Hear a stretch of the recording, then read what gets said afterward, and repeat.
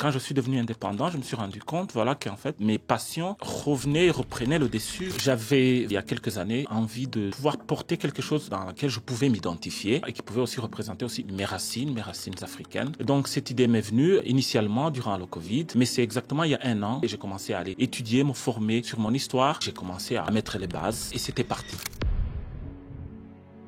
Je pense que tu es jeune papa aussi. Ce qui est vraiment magnifique, c'est que c'est quand ma fille est née, qui a maintenant 2 ans, que vraiment cette idée a fleuri. Comme si, quelque part, d'un bébé qui est né, alors l'autre bébé aussi qui est Pamoja Création est aussi né. Qu'est-ce qui a fait que tu t'es lancé? Quel a été le déclic pour te lancer? Fin 2022, la société dans laquelle je travaille est tombée en faillite. Je me suis retrouvé au chômage. Il y a aussi mon bébé qui venait de naître. Et à ce moment-là, j'ai commencé vraiment à réfléchir à toutes ces choses-là que des fois on laisse à côté. Et d'une nouvelle qui était mauvaise, là, j'ai pu vraiment faire éclore ce projet qui était longtemps endormi et qui a permis vraiment d'exprimer mes passions et mes intérêts. Bienvenue sur Éclosion entrepreneuriale, le podcast pour toutes celles et ceux qui souhaitent se lancer dans l'aventure entrepreneuriale ou ceux qui viennent tout juste de se lancer et qui ont envie de partager leur histoire passionnante. Je suis Sophie Lerson, entrepreneur depuis 2014. J'ai créé et géré 4 entreprises et je suis ici pour vous accompagner dans la formation et la structuration de votre projet. Chaque semaine, découvrez des parcours d'entrepreneurs, des conseils pratiques et des stratégies pour réussir et surmonter les défis entrepreneuriaux. Préparez-vous une bonne tasse de thé et rejoignez-nous pour un moment de partage et d'inspiration. Alors bonjour à tous et bienvenue sur ce nouveau podcast Éclosion entrepreneuriale. J'ai la chance d'accueillir un invité avec qui nous allons discuter de son parcours, discuter des challenges qu'il a vécu lors de la création de son entreprise. Et pendant ce podcast, je vous partagerai aussi quelques conseils, notamment autour du fait de est-ce qu'il faut parler de son projet avant de l'avoir lancé ou pas. Alors, je suis ravie de t'accueillir, Jacques, ici dans ce podcast. Bienvenue. Merci beaucoup. Merci, Sophie, pour cette invitation. Je suis très honoré. Avec grand plaisir. Tu es bien installée? Ta petite tasse de thé est prête? J'ai ma petite tasse de thé, très bonne. Merci beaucoup. Avec plaisir. Bonne dégustation. Alors, Jacques, raconte-nous qui es-tu, que fais-tu, quel projet as-tu lancé? Voilà, donc je m'appelle Jacques Abialimana et j'ai 45 ans et j'ai lancé un projet il y a un an d'informaticien donc comme indépendant et j'ai lancé aussi un projet de marque streetwear Pamoja. Pamoja. Alors, j'imagine qu'on peut retrouver cette marque sur les réseaux sociaux. Oui, on peut la retrouver sur les réseaux sociaux. C'est Pamoja _ création avec S sur Instagram. Pamoja création aussi sur Facebook. Ok, alors raconte-nous comment t'es venue cette idée, comment as-tu eu envie de créer cette entreprise, qu'est-ce qui fait la différence par rapport aux créations que tu proposes avec Pamoja?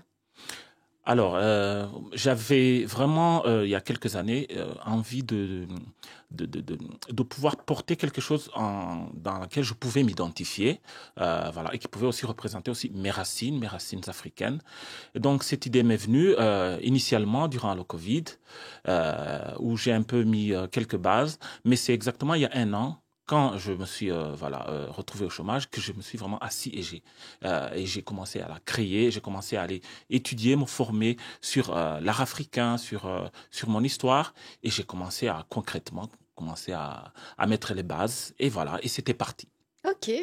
Je pense que tu es jeune papa aussi. Exactement, je suis Oui. jeune papa et d'ailleurs, ce qui est vraiment magnifique, c'est que c'est quand ma fille est née, qui a maintenant 2 ans, c'est à ce moment-là que vraiment cette idée a fleuri, comme si quelque part d'un bébé qui est né, alors l'autre bébé aussi qui est Pamoja Création est aussi né. Tout à fait. Et qu'est-ce qui a fait que tu t'es lancé? Pourquoi un jour tu t'es dit ok, j'ai cette idée? Quel a été le déclic pour te lancer? Alors, fin 2022, je me suis retrouvé au chômage. Parce que la société dans laquelle je travaille est tombée en faillite. Et il y a aussi mon bébé qui venait de naître. Et donc, je me suis occupé de ma fille à la maison. Et à ce moment-là, j'ai commencé vraiment à avoir du temps et à réfléchir à toutes ces choses-là que des fois on laisse à côté parce que, voilà, on court du matin au soir et à travailler. Et et d'une nouvelle qui était mauvaise, ben en fait, là, j'ai pu vraiment mettre, voilà, faire éclore ce projet qui était longtemps endormi et qui a permis vraiment d'exprimer mes passions et mes intérêts. Oui. Alors, si je comprends bien, ta motivation, c'était vraiment de faire éclore ta passion, ton intérêt par rapport à l'art africain et par rapport à tes racines. Est-ce qu'il y a une motivation supplémentaire derrière tout ça? Est-ce qu'il y a un petit déclic? Un jour, tu t'es dit, OK, c'est bon, je me lance. Euh, D'un côté, je me suis rendu compte en fait que j'avais besoin, voilà, de trouver quelque chose qui était en ligne avec, voilà, avec mes compétences, mais surtout avec mes valeurs. Et, euh, et c'est pas forcément la même chose quand on est employé. Et donc derrière tout ça, vraiment, c'était une envie personnelle d'aller vraiment aller vers voilà, aller vers me retrouver et retrouver quelque chose qui pouvait m'intéresser comment je vais dire, faire à ce que quand je me lève le matin, voilà, j'y mets de tout mon cœur, je mets de toute ma passion, au-delà des compétences techniques. On montrera du coup à la caméra ce que c'est Pamoja Création. On verra que c'est très coloré. On verra que c'est vraiment à ton image en fait, très artistique. Je pense que tu as aussi d'autres passions et d'autres projets liés à l'art. Exactement, exactement. Donc voilà, Pamoja, c'était vraiment donc une des clés, c'est qu'en fait, je collabore, on collabore avec des artistes pour pouvoir justement exprimer voilà, exprimer leur art à travers l'habillement. Et un autre point aussi, c'est que on a aussi mis un QR code sur certains de nos habillements afin d'être aussi dans la transmission. Ça veut dire qu'on peut voir un dessin et après pouvoir, par exemple, cliquer, aller suivre et aller vers un blog qui explique l'histoire qui peut être voilà, d'une personnalité qui a marqué dans la culture africaine, dans tel ou tel domaine. Et l'autre passion, en fait, ben, c'est la passion de DJ, qui est quelque chose que j'ai toujours fait quand j'étais étudiant en Italie. Et quand je suis devenu indépendant, je me suis rendu compte voilà, qu'en fait, mes passions euh, reprenait le dessus. Parce que quand tu es indépendant, ce qui est beau, c'est que tu ne te limites pas seulement à ce que tu fais. Mais ton cerveau vraiment se met en mode, voilà, en mode 360 degrés, ouvert à tout ce à tout ce qui peut nous toucher émotionnellement et tout ce qui peut voilà nous inspirer. Et donc voilà, je commence à développer aussi voilà donc mon métier de DJ pour différents événements, café mais aussi événements corporate et c'est très passionnant, j'adore. Et c'est vrai que finalement, on arrive à des profils avec différentes casquettes, à des carrières où on n'est plus dans une activité et on reste pendant 40 ans dans cette même activité. Et on constate de plus en plus que des entrepreneurs ont différentes casquettes. Alors, tu es freelance développeur la journée, tu es la nuit DJ et le week-end, tu crées tes créations Pamoja. Comment tu pourrais te définir, si tu devais te présenter aujourd'hui face à quelqu'un, comment tu pourrais définir Jacques finalement? Question piège, hein. Très belle question, très belle question. Et comment me définirais-je? Ben, je me définirais tout simplement comme une personne qui, euh, qui suit, qui suit ses passions et qui suit son destin, qui s'écoute et que voilà et qui suit son courant sans trop voilà sans trop réfléchir, mais vraiment d'une manière instinctive et euh, et je trouve que ça donne un vrai sens à ma vie. Oui. Tu entreprends avec le cœur. Exactement. Oui. Voilà. Est-ce que entreprendre avec le cœur, ça veut dire ne pas se soucier des obstacles, ne pas se soucier des difficultés financières, ne pas faire d'études de marché? Est-ce que pour toi ça veut dire ça ou ça veut dire faire les choses avec cœur, mais quand même toujours prendre les mesures, définir un projet, faire une étude de marché, en fait cadrer tout ça avant de le lancer? Il faut le faire. Ça, c'est très crucial. C'est très crucial et j'ai eu la chance de pouvoir le faire. Et c'est ça un peu aussi qui m'a aidé parce que toutes ces idées étaient dans la tête, mais voilà, mais je ne savais pas comment pouvoir les mettre à profit. Et c'est justement à travers cette formation que j'ai trouvé par hasard. Je monte ma boîte et là, je profite vraiment pour te remercier, Sophie Lerson, parce que voilà, tu as été ma formatrice. Avec plaisir. Et tu as été cette personne aussi, ensemble avec voilà, toute l'équipe, à, à, à nous pousser, à me pousser à y croire et à y travailler. Et c'est justement à travers cette formation où j'ai pu voilà, justement travailler sur voilà, l'étude du marché, les connaissances financières, la comptabilité, voilà. Toutes ces pépites qui sont nécessaires, qui font en fait à ce que tu mets les choses sur papier et ça commence à prendre forme. Et tu te dis, en fait, ben non, en fait, c'était pas un rêve impossible. En voyant aussi les projets que tu as réalisés et la formation que vous nous avez faite, ben en fait, c'est à partir de là que tout a roulé. Et donc, euh, préparez-vous, formez-vous, c'est très important, c'est très important. Et c'est vraiment le premier pas à suivre. Et après, quand vous vous êtes lancé aussi, restez ouvert au changement. N'ayez pas peur d'ajuster au moment où c'est nécessaire. Et s'il faut aussi, si d'autres portes s'ouvrent, ben allez-y. Je crois que c'est vraiment un très bon conseil que tu donnes là, de rester ouvert, de rester ouvert au marché. J'aime l'expliquer en formation, j'aime expliquer aussi le développement de mon projet. Moi, au départ, mon projet, c'était d'ouvrir un salon de thé. Je pense que je te l'ai déjà expliqué. Et ben, au final, mon projet n'était pas rentable. En tout cas, sur papier, le plan financier n'était pas bon. Et donc, je me suis dit, comment est-ce que je pourrais faire pour quand même vivre ce projet, mais tout en ayant une sécurité financière. Et donc, j'ai complètement retourné ce projet en lançant finalement des ateliers à domicile. Et ça m'a permis d'aller à la rencontre du marché, de développer des produits et voir si le produit correspond à une attente. Finalement, de faire un peu un prototype, un test. Et au fur et à mesure, en fait, ce sont les clients qui m'ont demandé des choses, qui m'ont dit, tiens, tu ferais pas une boutique en ligne? Je dis, oh bah oui, je vais faire une boutique en ligne. Et puis, est-ce que tu voudrais pas mettre tes thés dans notre restaurant?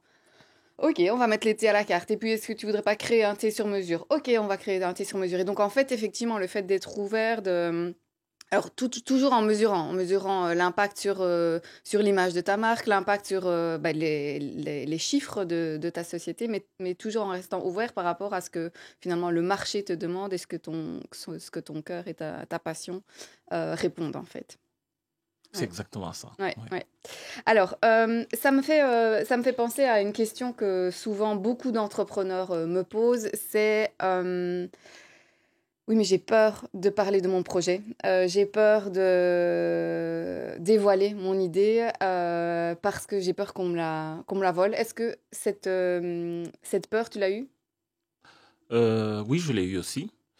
Euh, je l'ai eu aussi parce que moi, je n'en parlais pas beaucoup. Mais ce qui a été justement magnifique, c'est que dans la formation Je monte ma boîte, je me rappelle un des premiers cours, c'est que on a pu justement dévoiler chacun parler de son projet. Et je me suis rendu compte, en fait, à ce moment-là, que les doutes que j'avais, ben, beaucoup d'autres personnes les avaient. Et ça fait beaucoup de bien de pouvoir partager ces idées avec, voilà, avec des personnes. Même si je pense que ce serait mieux peut-être de partager avec des gens qui ont toujours cette aspiration voilà, de se lancer. Parce que certaines personnes pourraient en réalité avoir tendance à nous décourager. Pourquoi? Parce que peut-être eux, c'est quelque chose qui ne leur parle pas, parce que ça va toucher certaines de leurs peurs à l'intérieur, ou bien parce qu'ils nous aiment et ils veulent nous protéger. Mais en voulant nous protéger, en réalité, ils nous freinent. Tout à fait. Mm. Oui. Alors, c'est évidemment la minute conseil que je vous propose, parler de ce sujet qui terrorise certains entrepreneurs. C'est est-ce que je peux parler de mon projet? Est-ce que je peux divulguer le secret? On se retrouve tout de suite après. Alors, lorsqu'il s'agit de lancer un nouveau projet, beaucoup d'entrepreneurs ressentent une peur très spécifique, la peur d'être copiés. C'est une crainte que j'ai souvent rencontrée parmi les entrepreneurs que j'ai accompagnés en formation. Ils redoutent qu'en parlant de leur idée, de leur service, quelqu'un ne s'en empare, un concurrent ne s'en empare plus rapidement, crée un prototype, le lance sur le marché avant même que eux se soient lancés. Et en réalité, cette peur, elle est loin d'être infondée. Dans le monde actuel, avec l'intelligence artificielle, avec les imprimantes en 3D, ça vous permet vraiment de reproduire rapidement des objets physiques ou intellectuels et les informations circulent tellement vite que le risque de plagiat a considérablement augmenté. Par exemple, il n'est pas rare que certaines sociétés regardent finalement les plateformes de crowdfunding telles que KissKissBankBank, Econova et dès qu'ils trouvent un projet qui est assez prometteur, eh bien, ils créent exactement le même produit avant même que le fondateur ne lance son produit. Donc cette peur est totalement légitime, mais paradoxalement, c'est aussi une des pires ennemis finalement de votre projet de ne pas en parler. Pourquoi ? Parce que vous prenez le risque de perdre l'occasion de valider, d'améliorer votre idée, voire de développer un produit que personne ne veut. Garder votre projet secret vous prive des retours, des critiques constructives qui pourraient vous aider à l'améliorer. En discutant de votre idée avec d'autres, vous pourriez identifier des failles, découvrir les angles morts, affiner votre projet, votre concept avant de le lancer sur le marché. Et vous savez que je suis vraiment pour les tests. Donc ne pas obtenir ce feedback peut vous mener à développer un produit ou un service qui ne répond pas aux besoins réels du marché, entraînant un échec coûteux. Alors j'en parle dans un autre épisode, mais il est vraiment important justement d'aller définir les besoins de votre persona, de savoir écrire le journal intime de votre client idéal. Et cette étude au préalable vous permettra vraiment de faire cet exercice.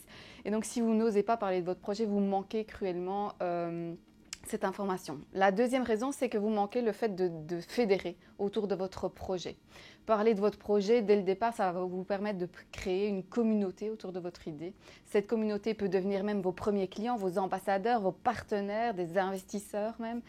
Ça va enrichir votre réseau professionnel, ça va venir accélérer le développement de votre projet. Vous le savez, le réseautage est essentiel et plus tôt vous commencez à partager votre vision, plus vite vous allez attirer les ressources nécessaires à la réalisation de votre projet.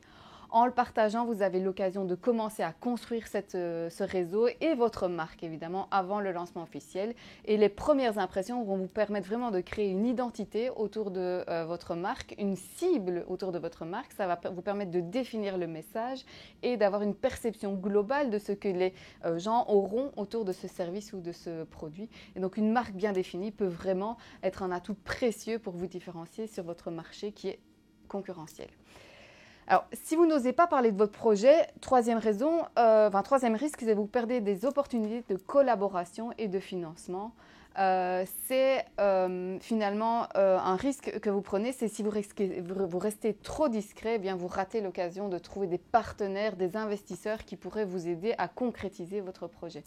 Partager votre vision avec des personnes clés dans votre réseau, ça peut vous ouvrir vraiment des portes et vous offrir des ressources que vous n'auriez pas obtenues autrement. Ces collaborations sont évidemment déterminantes dans le succès de votre entreprise si vous avez besoin d'un investissement.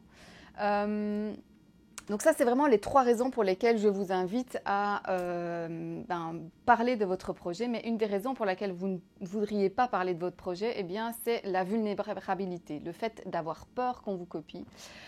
Comme Yann Mangan le disait, il est important de parler de votre projet, mais il est important aussi de se lancer. Donc si vous mettez trop de freins lors de la création, vous n'allez jamais vous lancer. Donc il est essentiel de rapidement, comme je l'ai dit, vous demander si vous n'osez pas parler de votre projet, c'est peut-être que vous avez négligé la protection de votre projet. Parce que c'est vrai qu'il faut pouvoir en parler, en discuter, mais avec des personnes clés. L'une des raisons qui justifie la crainte de se faire copier, c'est évidemment la vulnérabilité de votre projet si vous n'avez pas pris les mesures nécessaires pour le protéger. Yann Mangan, le CEO de la FinTech 73 Strings, qui était une société française dans la FinTech, dans le logiciel en intelligence artificielle pour les fonds d'investissement, dit qu'il ne faut pas se mettre trop de freins lors de la création, sans quoi on ne se lance jamais, mais il est essentiel de se demander si certaines partie de votre projet devrait être protégée par un brevet peut-être. Déposer un brevet, une marque ou un nom dans votre domaine, ce sont des moyens efficaces pour sécuriser votre projet. Mais attention tout de même, un brevet permet certes d'interdire à ses concurrents de développer et d'utiliser une invention, mais le revers de la médaille, c'est que le contenu de la demande est rendu public au bout d'un certain temps. C'est un peu la contrepartie du système, vous donnez aux autres des indications sur ce que vous avez fait et donc possiblement ce que vous êtes en train de faire. À la fin du brevet, à la fin de cette protection, toute autre personne peut utiliser le contenu du brevet. Prenons l'exemple de Coca-Cola. Coca-Cola, sa fameuse recette, eh bien, ils ont dû prendre une fameuse décision. Est-ce qu'on brevette ou pas le produit? D'une part, demander un brevet, ça placerait la recette secrète sous protection pendant un laps de temps, qui peut aller jusqu'à 20 ans par exemple. Mais à l'issue des 20 ans, eh bien, tout le monde aurait accès à cette recette. D'un autre côté, si Coca-Cola ne brevette pas cette recette, il ne la protège pas. Et donc finalement, si quelqu'un obtient la recette, eh bien, il pourrait tout à fait la recopier. Ça fait plus d'un siècle que Coca-Cola a décidé de ne pas protéger sa recette et elle n'est toujours pas rendue publique. Finalement, il n'y a que 2 personnes en même temps qui peuvent connaître cette recette. Et comment ils y sont arrivés? Simplement avec des contrats. Donc, ils ont utilisé des contrats pour protéger cette recette et protéger du coup les personnes qui connaissent ce secret, qui est finalement le secret le mieux gardé au monde. Donc vraiment, je vous invite à regarder, est-ce que je dois faire un brevet, est-ce que je dois définir un contrat? Et parallèlement à ça, je vous dis de parler de votre projet, mais il existe également la nécessité d'analyser finalement votre projet, l'analyse de la concurrence et de se dire, tiens, est-ce qu'il n'y a pas quelqu'un d'autre qui a cette idée? Parce que si vous avez un projet, que vous avez une chouette idée, mais que vous ne vérifiez pas que vos concurrents n'ont pas déjà lancé cette idée, c'est finalement vous qui pourriez être le contrefaçonnier, celui qui finalement plagie le projet d'un autre. Et donc c'est pour ça que ce soit en création de projets ou en création de nouveaux produits, je vous invite toujours à faire une bonne analyse de la concurrence et une bonne analyse SWOT pour pouvoir vous assurer que vous avez vérifié votre marché concurrentiel, que ce soit au début de votre projet ou que ce soit durant le développement de votre projet. Alors, deuxième point que je voulais vous mentionner par rapport à ça, c'est donc ayez envie d'en parler, ayez envie de protéger et puis des fois on en parle de trop. Parler de trop de votre projet, eh bien c'est vraiment le phénomène d'illusion et donc ça déclenche finalement le fait de discuter de vos projets, libère les endorphines, les hormones du bonheur et donc ça donne l'impression qu'on avance et en réalité vous stagnez parce que vous en parlez, mais vous n'avancez pas. Et donc, il est crucial vraiment de trouver un équilibre entre en parler, partager, et pour obtenir des retours, pour définir votre marché et finalement avancer sur votre projet parce que vous le savez, il faut à un moment avancer. Donc, pour conclure ce conseil du jour, vous l'aurez compris, je vous conseille de vous entourer des personnes clés avec qui discuter de votre projet, d'analyser votre marché, d'établir des contrats de confidentialité, voire d'établir des brevets et surtout d'avancer. On se retrouve à présent avec Jacques pour continuer cette interview. Jacques, tu nous as déjà donné beaucoup de conseils, mais est-ce que tu as encore un autre conseil que tu voudrais nous donner par rapport à ton lancement d'entreprise, par rapport à ta vie d'entrepreneur? Ouais, je pense que c'est plus ou moins ce que j'ai dit, c'est qu'en fait, voilà, il faut s'outiller. Et voilà, il faut se donner les outils nécessaires pour pouvoir se lancer afin d'éviter certaines erreurs, donc se former. Et de deux, dès qu'on est lancé, il faut rester avec les radars allumés. Il faut rester toujours dans cette démarche, de prospect, de continuer à se former toujours, mais aussi à rester ouvert au changement et ne pas avoir peur d'ajuster les choses au moment où au moment où on voit que ça cale un peu, parce que des fois aussi en voulant suivre son cœur, on peut on peut vouloir suivre la passion, mais en même temps, s'il n'y a pas de retour, il faut qu'il y ait un compromis. On peut pas toujours avoir ce qu'on désire par rapport à l'image qu'on s'était fait au départ. Tout à fait. Ouais. Comme Van Damme le disait, il faut être aware. Exact. Est-ce que tu as aussi vécu des défis? Est-ce qu'il y a des challenges? Est-ce qu'il y a des obstacles auxquels tu as fait face? Et on dit souvent que les obstacles, ce sont les meilleurs apprentissages. Qu'est-ce que tu as pu rencontrer? Qu'est-ce que tu voudrais nous raconter? Voilà, donc ce qui s'est passé, c'est que voilà, quand je me suis lancé, j'ai trouvé, j'avais un client, donc avec qui on avait déjà discuté, qui était prêt à ce que voilà, à ce qu'on puisse collaborer. Et tout de suite, dès que je me suis lancé, j'ai commencé à travailler. Mais ce que j'ai fait, c'est qu'en fait, j'ai commencé à travailler en full et j'ai arrêté tout ce qui est prospect. J'ai arrêté de chercher des clients.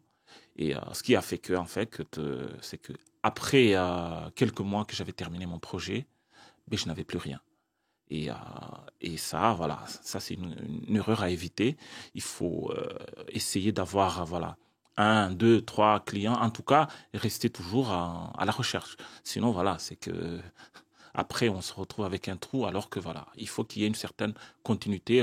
Voilà, s'assurer que voilà, que quand ça s'arrête, ben voilà, il faut qu'il y ait quand même, voilà, voilà, qui ait toujours voilà une entrée et voilà des clients pour ne pas se retrouver voilà. Tout à fait, Mm. oui. Ça me fait penser à deux choses. La première, c'est évidemment la loi de Pareto. Si tu as un de tes clients qui représente plus de 80% de ton chiffre d'affaires, et dans ce cas-ci, c'était ton cas, tu prends le risque effectivement que si tu perds ce client, eh bien, tu te retrouves avec moins de 20% de ton chiffre d'affaires, ce qui n'est pas viable à long terme. Et donc, c'est toujours arrivé à avoir des bouées de secours qui représentent finalement plus de 20% de ton chiffre d'affaires au cas où justement tu perds ce gros client. Je te prends un exemple. Si moi, mon plus gros client est un gros magasin, mettons Carrefour qui met en avant les produits locaux, eh bien évidemment, je vais faire en sorte que ce plus gros client ne représente pas plus de 80% de mon chiffre d'affaires, parce que si Carrefour décide demain, pour une raison X ou Y, que finalement les produits locaux ne doivent plus se trouver en rayon, ils changent totalement leur stratégie, je perds 80% de mon chiffre d'affaires, et donc j'ai beaucoup de mal à finalement subvenir aux besoins de l'activité. Donc ça, c'est vraiment un des premiers conseils que je donnerais, c'est d'arriver à ne pas avoir des clients qui représentent un seul client qui ne représente plus de 80% de ton chiffre d'affaires. Sinon, le jour où ça s'arrête, tu es en fait finalement dans la situation dans laquelle tu as été. Et l'autre conseil que j'aurais envie de donner, c'est vraiment de toujours travailler effectivement ta prospection et au moins ton personal branding, parce que le jour où ton client tombe, même si tu n'as pas fait de prospection, ton personal branding va te permettre d'aller ouvrir très très facilement les portes. Alors toi, je crois que tu as 3 activités et donc finalement 3 casquettes qui te permettent d'avoir un chiffre d'affaires qui est divisé entre ces 3 activités. Mais c'est vrai que ton activité de freelance a été mise à mal pendant quelques mois, étant donné que tu n'avais pas fait cette prospection. Donc si j'ai vraiment un conseil à vous donner, c'est de travailler ne serait-ce que votre personal branding. Moi, mon agenda est plein. Je n'ai pas besoin spécialement d'avoir des clients supplémentaires pour les formations que je donne, pour les accompagnements que j'ai, pour le thé. Mais je vais quand même toujours travailler ce personal branding, parce que demain, ton client peut ne plus avoir des subsides, ne plus avoir des fonds, ne plus avoir la même stratégie et la même vision que toi. Au moins, tu as toujours finalement cette image et le fait de pouvoir ouvrir les portes très facilement. C'est un conseil que je donnerais pour la suite, mais je crois que tu l'as finalement bien compris. Un conseil d'or, oui. Je pense que tu as fait appel aussi à des aides pour le lancement de certaines de tes activités. Exactement.